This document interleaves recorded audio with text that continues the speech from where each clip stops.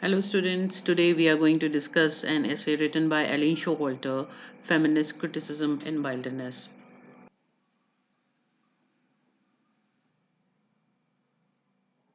So, in her essay, Feminist Criticism in the Wilderness, Showalter says a cultural theory acknowledges that there are important differences between women as a writer, means in a class, race, nationality, and history, are literary determinants as significant as gender. Showalter has written and edited numerous books and articles focused on a variety of subjects from feminist literary criticism to fashion, sometimes sparking controversy, especially with the work on illnesses. And Showalter has been a television critic for People magazine and commentator on BBC radio and television.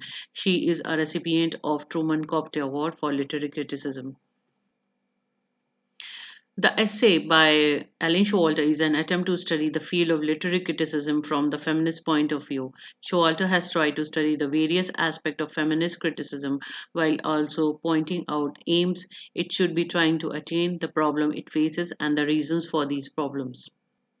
So the first point she says that pluralism and the feminist critic. Walter begins his essay by pointing out a dialogue between Caroline Helborn and Catherine Stimson. They had pointed out that two poles were identifiable in a feminist literary criticism, one concentrating on the errors of the past and other focus on the beauty of imagination.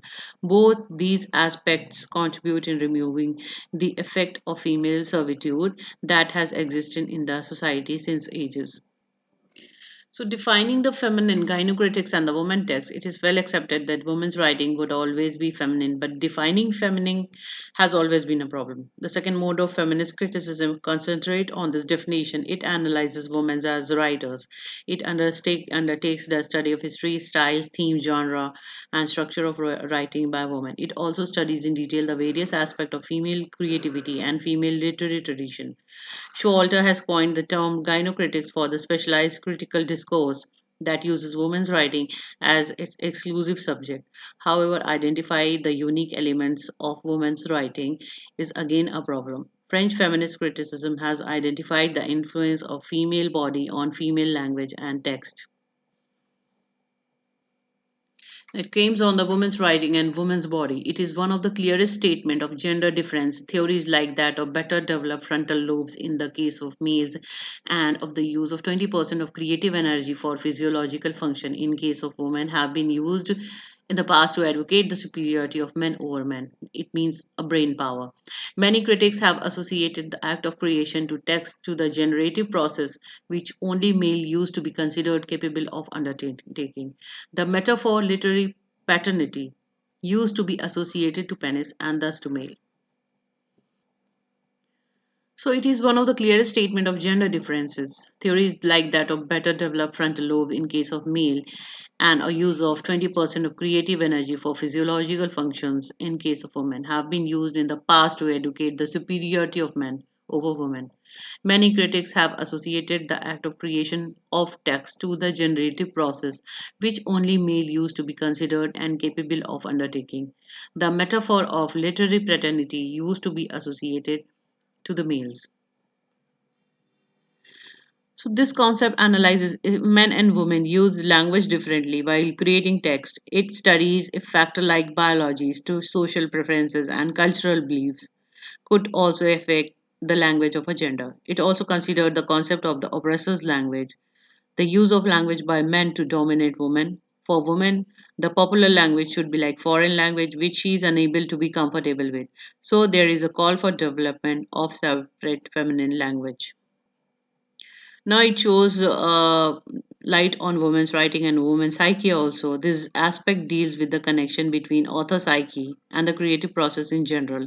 The difference in creative process in case of a male and a female is then studied on the basis of this connection. Various psychological theories have suggested that female is inferior in terms of creative capabilities. Critics have been trying to establish new principles of feminist psychoanalysis which would try to differentiate gender identities rather than following Freudian theories. Certain common emotional dimensions could be identified in text of women writer. Then it shows throw a light on women's writing and culture as well. The theory of culture as a factor affecting women's writing is inclusive of all theories of biology, language, and psyche. The influence of all these factors is guided by a cultural situation of a woman.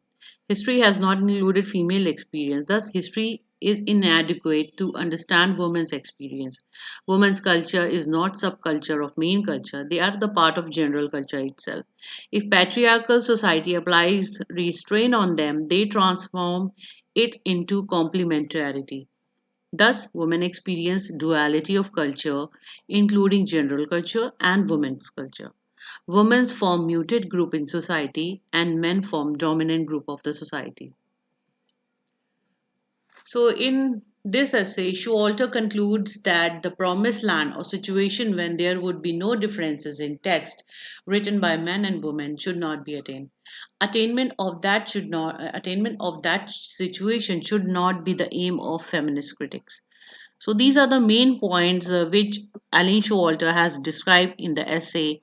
Um, uh, so I hope you liked my video and this essay, feminist criticism in wilderness by Elaine Showalter.